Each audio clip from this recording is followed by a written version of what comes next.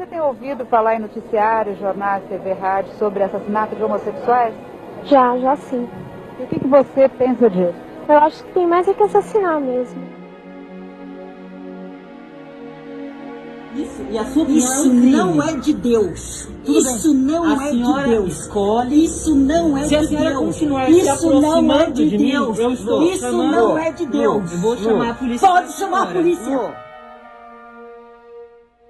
E os valores estão sendo invertidos, tá? Tá bom? Eu sou de família tradicional, eu tenho educação.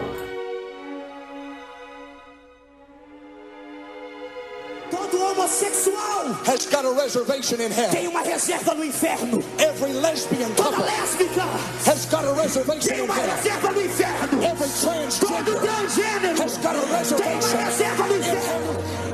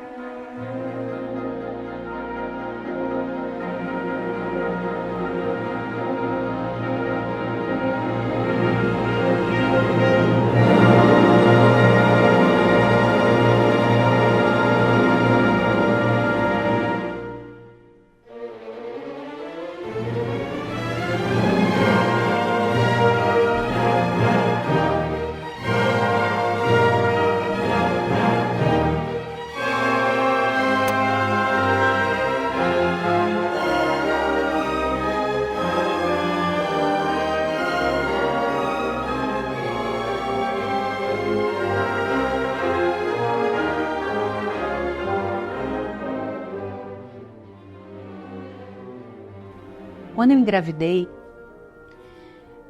eu propus que a gente não soubesse o sexo. Eu achava interessante aquela ideia de esperar por um ser e não ficar definindo, o enxoval vai ser isso, vai ser aquilo, vai ter essa cor, vai ter... Eu já quis de cara não criar nenhuma expectativa. A minha única expectativa era curtir cada segundo do que aquele ser estava crescendo na minha barriga.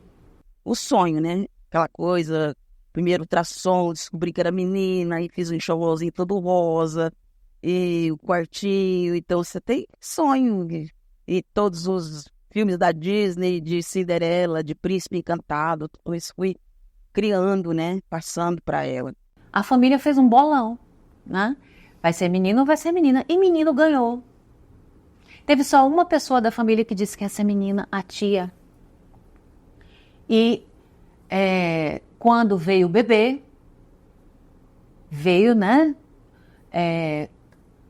com a característica do órgão sexual feminino. E aí, tudo bem. Isso foi natural.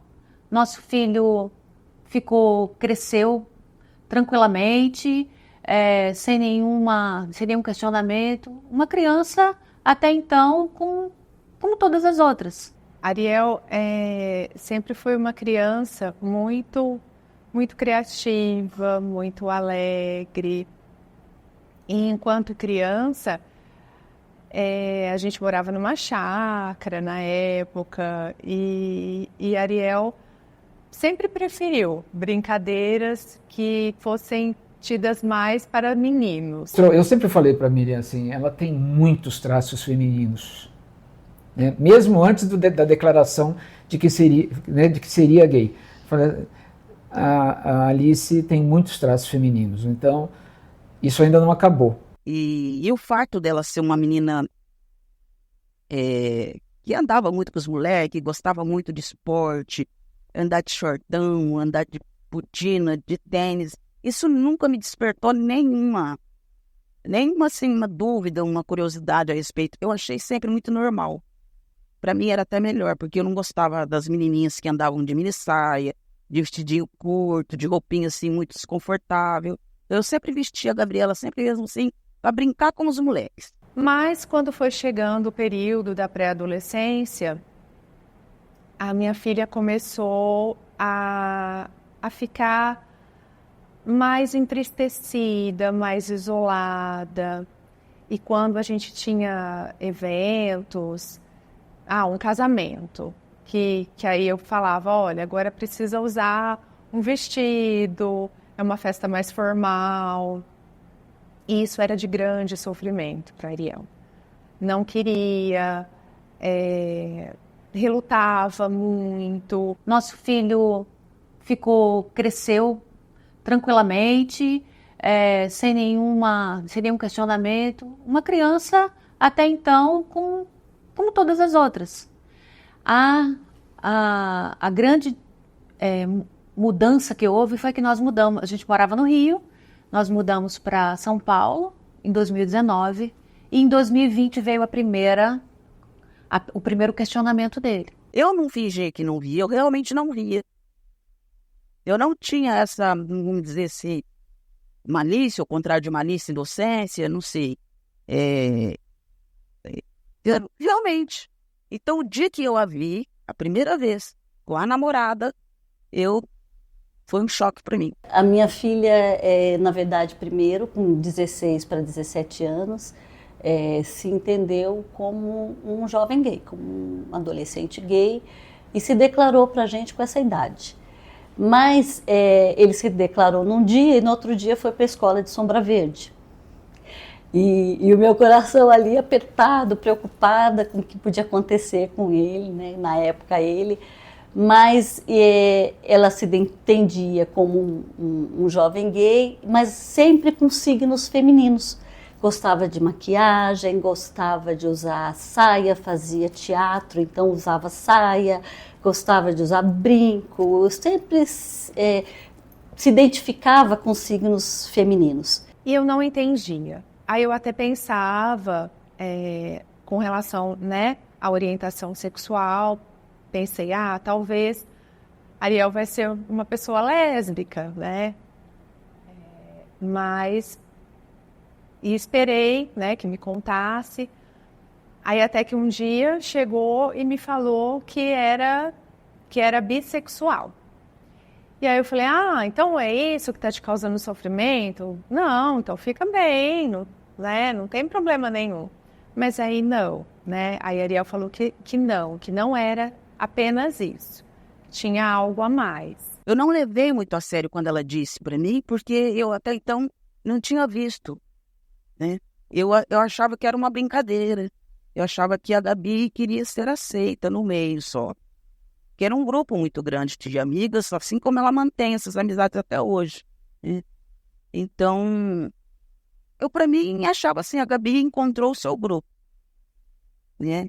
Não era uma questão de que ela preferia as meninas, mas não, ela, para ser aceita no grupo, ela se dizia lésbica. Isso passava pela minha cabeça. Ele começou a desconfiar de que algo diferente estava acontecendo com ele, né, na questão da sua identificação de gênero. Durante a pandemia, ele estava com 14 anos, desde então, e ele começou a verbalizar isso pra gente. Lá em casa, somos 3, ele é meu único filho, e pandemia, a gente ali junto, né, convivendo de uma maneira intensa. Então, cada um teve seus processos, né? E a gente sempre teve muita abertura para falar tudo que a gente sente, o que incomoda, o que não incomoda. Ele se sentiu muito à vontade para falar isso pra gente. Eu acho que ele encontrou um ambiente muito acolhedor, no sentido de que ele poderia falar, ele poderia revelar, mas ele não sabia qual seria a nossa reação. Então, um dia eu lembro que a gente saiu e eu olhei e falei, meu Deus, não dá para saber, pela forma como ela se apresentava, se ela era uma mulher ou um homem. E ela dizia assim, é isso mesmo que eu queria. Então ela ficou um período nessa transição de não binária. Mas durou muito pouco tempo, porque assim, aquela questão da identidade feminina foi cada vez se apresentando mais, se apresentando mais. Ariel resolveu me contar que ele se entendia como um menino, que essa era a identidade que ele pensava ter, né? E aí foi um grande choque, porque realmente eu não esperava, né? E aí ela um dia me ligou e falou, mãe, me mandou um vídeo e falou, mãe, eu quero ser ela, esse é o meu nome, eu escolhi, eu me entendi finalmente como uma mulher trans. E aí de imediato quis cortar o cabelo, quis fazer toda a transição social, roupa, cabelo,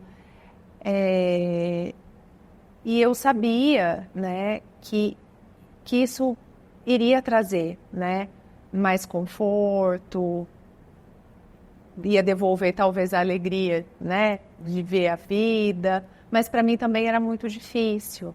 E como a Ariel estava com 12 anos, eu não tinha referências, né, se isso devia ser feito ou se não. Como mãe, como é que eu ia poder ajudar? E não mais que de repente, um amigo meu, gay, disse, Gi, procura o Mães pela Diversidade, porque é um grupo de mães, de pessoas LGBTQIA+. Eles vão te explicar, vão te orientar, tem encontros, e assim eu fiz. Em primeiro lugar, eu parti para a igreja, né? A gente vai em busca da igreja, assim, já aceitou, mas não foi aceitado imediatamente, né? Eu fui na igreja, eu fui fazer propósito, a gente vai atrás de tudo, né? Você acha que você vai conseguir com promessa, você acha que vai conseguir transformar, você pensa em apresentar outra pessoa para a filha, para ela mudar de gosto, de opinião, e você vê que nada disso funciona, né? Porque eu estou buscando a felicidade da minha filha, fazendo a minha vontade, não a vontade dela. Então, enquanto pais, a gente tem uma grande tendência a querer que o filho se encaixe em algum padrão. Então, quando o Ariel, primeiro, se identificou como um menino trans, então era uma ansiedade minha, muitas vezes, querer que então se tornasse imediatamente um menino, para que talvez não sofresse preconceito, né? Não fosse apontado na rua. Então, vamos lá. Claro que quando foi cortar o cabelo foi super difícil para mim, né? Era um cabelo loiro, comprido, e, né, trocar de roupa, mudar todo o guarda-roupa. Mas é essa expectativa que eu tinha, né? De que, tá, então não é menina, então vai se encaixar como um menino. Só que isso não aconteceu, né? Porque desde o início, Ariel trazia ali, né, uma mensagem de que não era bem assim. Então, às vezes chegava para mim e falava, ai mãe, eu quero pintar minha unha. Eu, unha? Né? E aquilo eu pensava, mas menino não pinta unha? Como assim? Né? Ah, mãe, eu vou usar um rímel. Rímel? Ué, mas você não é menino? Né? Então, isso era muito sofrido para mim, né? De falar, não, né? Você tem que ser, ou você é menino. Então, eu tive que passar por toda uma desconstrução, né? Meu marido, então, assim, ele ficava mais no entendimento de que eu, até por ser psicóloga, é que deveria entender mais, mas eu não sou a psicóloga do Ariel, né? Eu sou a mãe. E um fato curioso é que, como atriz, eu fiz um personagem lésbico numa novela em 2011. Meu filho era pequeno. E quando eu fiz esse personagem, eu era uma mulher hétero que se descobria, eu não sei que não deve dizer essa palavra, se descobrir, sei lá, mas ela se se via apaixonada por outra mulher. Mesmo já madura, ela teve outros relacionamentos com homens, mas se via apaixonada por outra mulher. E ela pira, meu personagem pira. E ela sofre muito até entender que é aquilo mesmo. E a novela se passava em 1965, mais ou menos. Então era durante a ditadura militar, num momento de muita repressão. E em 2011, eu e a Luciana Vendramini, minha parceira de cena, né, minha companheira de romance, nós demos o primeiro beijo entre duas mulheres da TV brasileira no SBT, na novela Amor e Revolução. E depois que eu vivi isso, eu pude olhar com outros olhos, porque eu fiquei no lugar do preconceito. Porque muita gente não entende que o ator é outra coisa, né? Então, quando eu saía na rua, as pessoas achavam que eu era lésbica. No entanto, eu sou hétero, mas mesmo assim eu senti o preconceito na pele. A gente sofreu um pouquinho pelo que a sociedade poderia nos trazer, mas ainda assim ela é extremamente corajosa, né? Não abaixa o nariz, né? Na faculdade que ela fez agora de psicologia, ela se impôs. Então é a primeira mulher trans de Taubaté a se formar em psicologia, né? E fez porque fez uma banca de avaliação também com pessoa trans, quer dizer, ela foi desbravadora, né? E ela é assim corajosa, o que também nos dá muita coragem, né? Nos incentiva cada vez mais a levar essa mensagem de que as pessoas trans existem e são normais, fazem parte da natureza, ponto, né? Nada a criticar, é simplesmente aprender que faz parte da vida. É isso que a sociedade tem que entender, na minha maneira de pensar. Não é desconstruir o que a igreja prega, é desconstruir o que você acredita, né? É muito mais fácil você mudar a si próprio que você mudar uma comunidade inteira que já está aí, né? Há milênios. Então, é muito mais fácil, que nem a gente vive em paz, né? Aí, se eu não aceitar, vai ser mais uma inimiga de um filho e mais um filho desprotegido, sem apoio da família. Não só está aumentando a classe dos... me fugiu a palavra. Dos rejeitados, né? Eu acredito que é assim. Então, para diminuir a violência lá fora, a gente começa dentro de casa, né? Eu acredito que é isso. Que os pais, se eles quiserem trazer seus filhos para dentro de casa, ao invés de empurrar eles para o crime, empurrar eles para a rua, né? Porque quem é pai e mãe sabe que fazendo certo ou não vai ser apontado. E puxando para essa questão, teve algum momento, assim, seja familiar, seja de amigos, uma resistência? Tivemos sim, né? Dentro da família mesmo, né? Pessoas próximas, né? Que não acolheram, que me julgaram como está sendo precipitada, né? Até porque teve ainda, né, que a Ariel teve ali 2 momentos, né, de transição, se é que eu posso dizer assim, né? Para mim era só estar se entendendo, mas sim, né? Da própria comunidade, eu fazia parte de uma igreja, né? Frequentava. E eu e o meu marido fomos, né, assim, desconvidados para participar dos eventos que aconteciam. E hoje eu vejo que, na verdade, foi o melhor, porque onde não cabe, o meu filho não me cabe também. Então você não tem que mudar ninguém, você tem que mudar você mesmo, né? Então, meu filho é uma pessoa trans, é um homem trans e eu sou uma mãe em transição também. Eu também estou em transição. A minha família está em transição. Mas é um processo que não é fácil.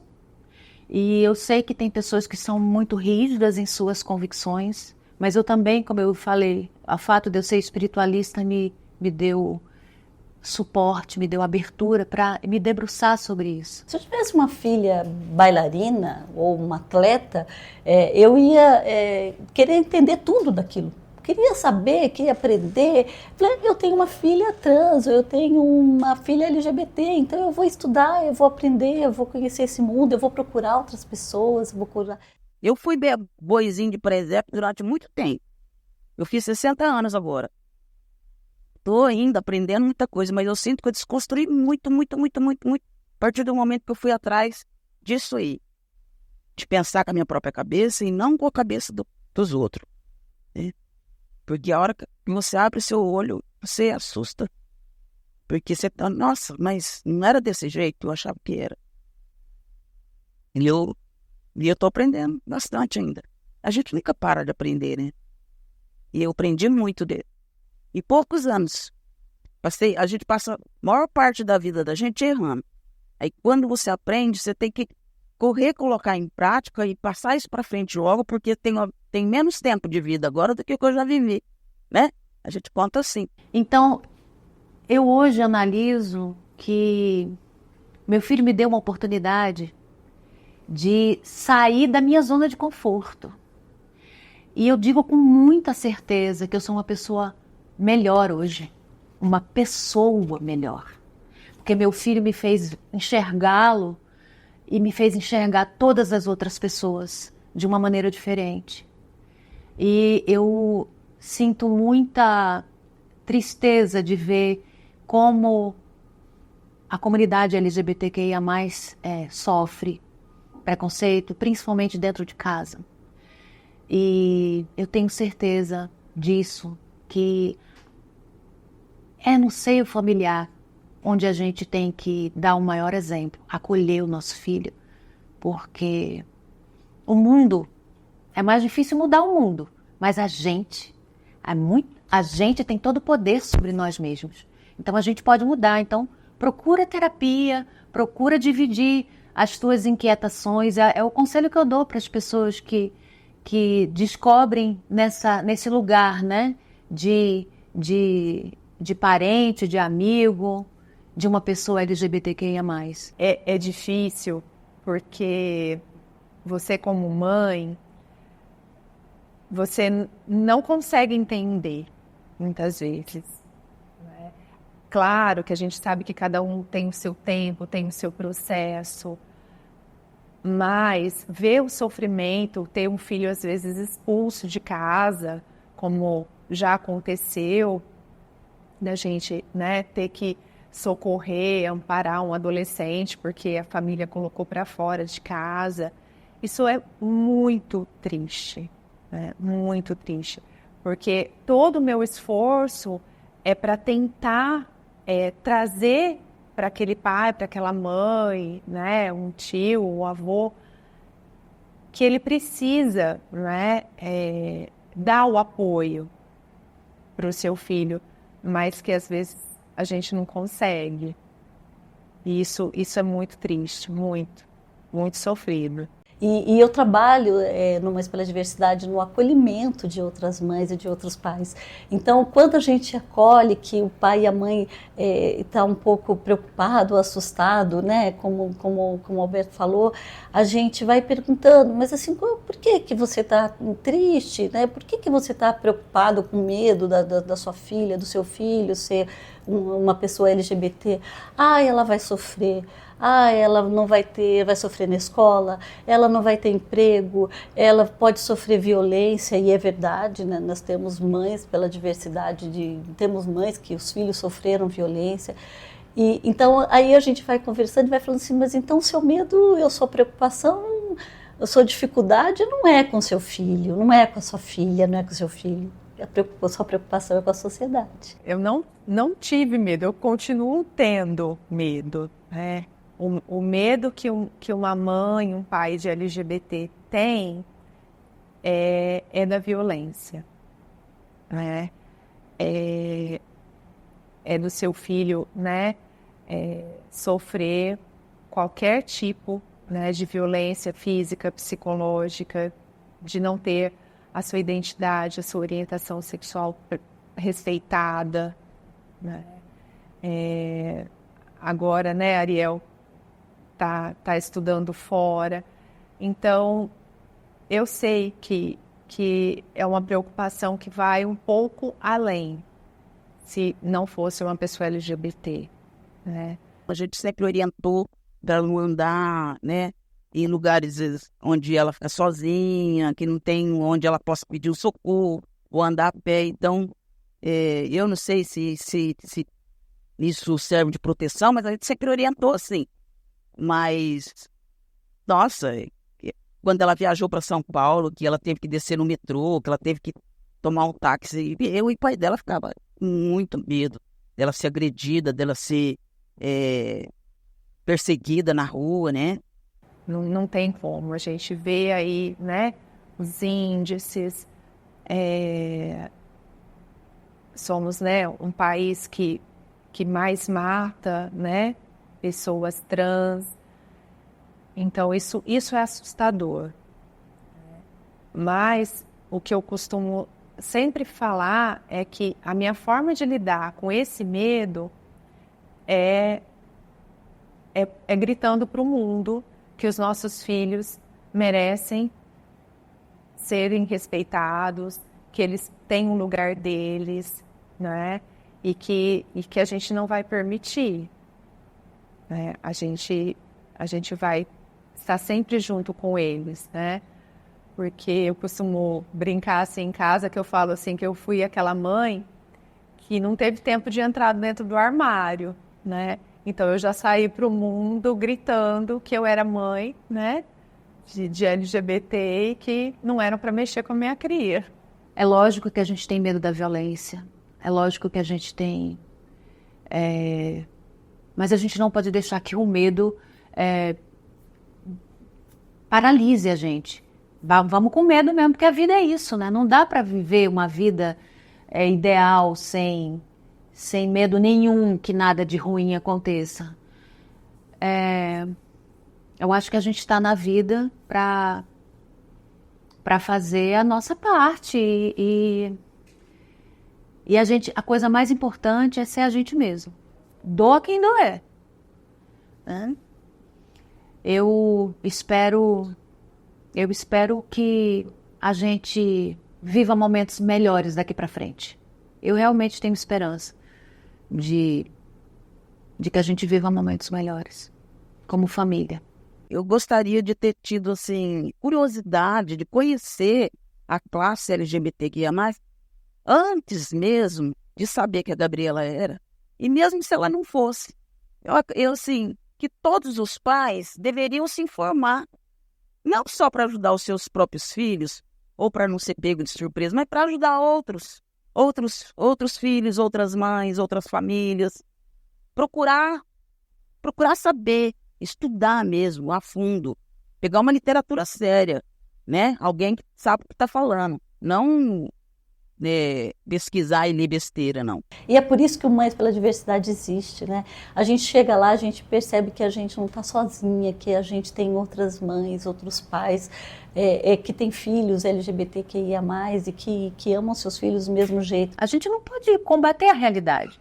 Ele é uma pessoa LGBT.